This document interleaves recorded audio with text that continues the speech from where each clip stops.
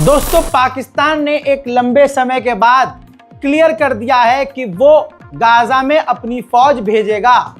इस पर बहुत सारी कंट्रोवर्सी पहले ही बन चुकी है, लेकिन अब बता दूं, डिप्टी सीएम विदेश मंत्री इसहाक डार ने कह दिया है कि हम अपनी फौज, पाकिस्तान की फौज गाजा में भेजने को तैयार हैं। कंफर्म कर दिया है, भेजेंगे। और डिसआर्म करना, हमास से हथियार डलवाना, यह हमारा काम नहीं। स्क्रीन पर आप दैनिक भास्कर की रिपोर्ट भी चेक कर सकते हैं। गाजा में सैनिक भेजेगा पाकिस्तान, डिप्टी पीएम बोले वहां हमास से हथियार सरेंडर नहीं कराएंगे, दूसरे देश भी इसमें दखल ना दें। सारी दुनिया को पता है कि गाजा के अंदर इजराइल ने अपने खतरनाक और नए हथियारों का इस्तेमाल किया है। बड़ा खुलासा कतर और आयरलैंड ने किया है। कतर और आयरलैंड ने कहा कि गाजा के अंदर इजराइल ने आम लोगों के ऊपर केमिकल हथियारों का इस्तेमाल किया है। कतर और आयरलैंड ने मांग की है कि इसकी इंटरनेशनल लेवल पर जांच की जाए। ठीक इसी तरह से स्पेन में जबरदस्त प्रदर्शन जारी है। स्पेन ने अपने लोगों को धोखा दिया और कहा कि हम इजराइल को हथियार नहीं दे रहे हैं, लेकिन ज्यादा समय तक ये झूठ चल नहीं पाया और लोगों को पता चल गया कि स्पेन की सरकार इजराइल का साथ दे रही है। तो इजराइल के खिलाफ स्पेन के लोग सड़कों पर आ गए और बड़ी बात ये हो गई कि स्पेन के लोग स्पेन की सरकार के खिलाफ सड़कों पर नारे लगाने लगे।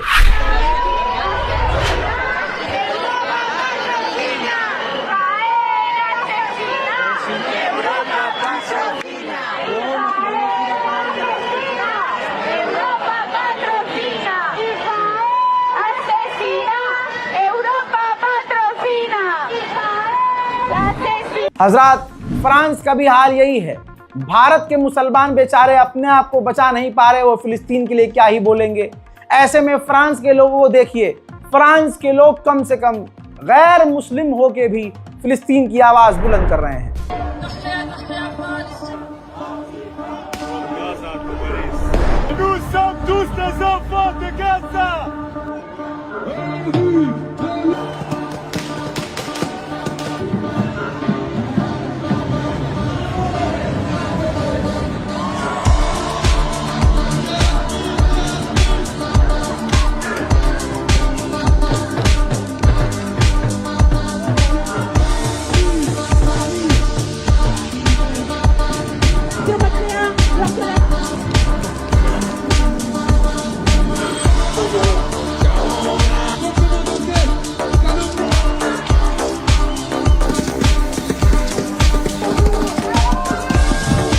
जैसे भारत में नरसिंहानंद सरस्वती है, मुसलमानों के नरसंहार की बात करने वाला, ऐसे ही इजराइल का फाइनेंस मिनिस्टर है जिसने फिलिस्तीनियों के नरसंहार की बात की है।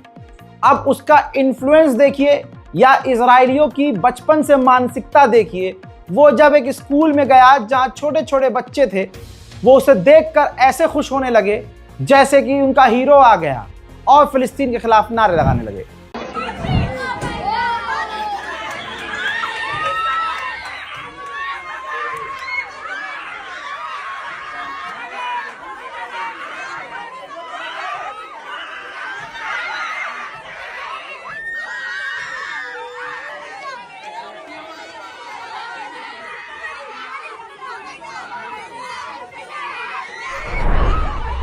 उल्टा चोर कोतवाल को डांटे, ये कहावत आपने सुनी होगी। ये इजराइल पर फिट बैठ रही है। इजराइल सीरिया के अंदर रेड कर रहा था। रेड के दौरान उसने कईयों को गिरफ्तार किया, कईयों को किडनैप किया, कईयों को कत्ल किया। ऐसे में सीरिया की आवाम ने गोलीबारी की। भले ही इजराइल के फौजी मरे नहीं, लेकिन उसके बाद मैंने कल आपको सुबह ही सुबह बता दिया था कि इजराइल ने सीरिया के ऊपर खौफनाक हमले कर दिए। इतने खौफनाक हमले कि 15 से 20 सीरिया के लोग मारे गए। अब उल्टा चोर कोतवाल को डांटे वाला ये हिसाब है कि ये देखिए, स्टेटमेंट जारी किया है इजराइल ने और नाराजगी जताई है, भड़क गया है। कहा कि हमारे लोगों के ऊपर हमला कैसे किया, गोली कैसे चलाई हमारी फौज पर, तो हम इसमें इन्वेस्टिगेशन करेंगे कि इस हमले में कोई सीरिया की फौज तो शामिल नहीं थी, कोई और आतंकी तो शामिल नहीं थे। बड़ी बात यह है कि अब सीरिया के ऊपर और हमले बढ़ाने के लिए इजराइल सोच रहा है। कितनी अजीब बात है। बशर असद को भगाए हुए जोलानी को 1 साल हो गया और एलेप्पो पर कब्जा किए हुए सीरिया की इस नई सरकार को 1 साल हो गया। तो जोलानी जो है इसी में खुश है कि हमने बशर अल असद को भगा दिया, तो वो अलेप्पो के इलाके में पहुंचता है, जनता को, अपने समर्थकों को हाथ दिखा रहा है। लेकिन ये कितना फर्जी इंसान लग रहा है। एक अलेप्पो तुमने हासिल कर लिया, सीरिया के दूसरे इलाके इजराइल के हाथ में चले गए, लेकिन तुम खुश इस बात से हो कि अलेप्पो से तुमने जो है बशर अल असद को भगा दिया। अबे असद को भगाया और 10 जगह इजराइल जो आ गया, उसका क्या? अमेरिका का जो एम्बेसडर लेबनान में है, उसने लेबनान की सरकार को धमकाया है, कहा हिजबुल्लाह से हथियार डलवाई। और एक बात याद रखिएगा, इजराइल को लेबनान पर हमला करने की परमिशन नहीं चाहिए। बात ही खत्म हो गई। लेबनान में सीज फायर क्या है, अब वो गधे के पिछवाड़े में गया। ये सब ड्रामा है। अमेरिका इजराइल को जो करना है होता है वो करते हैं और फुल दादागिरी से करते हैं। हजरात, ईरान ने रात के अंधेरे में चुपके से एक मिसाइल टेस्ट किया है। मिसाइल की कोई जानकारी नहीं है, लेकिन ईरान के दुश्मनों को दस्त लग रहे हैं कि आखिर इतना दबाव होने के बावजूद ईरान ने इस माहौल में मिसाइल टेस्ट कैसे कर लिया है। देखिए टेस्ट का वीडियो।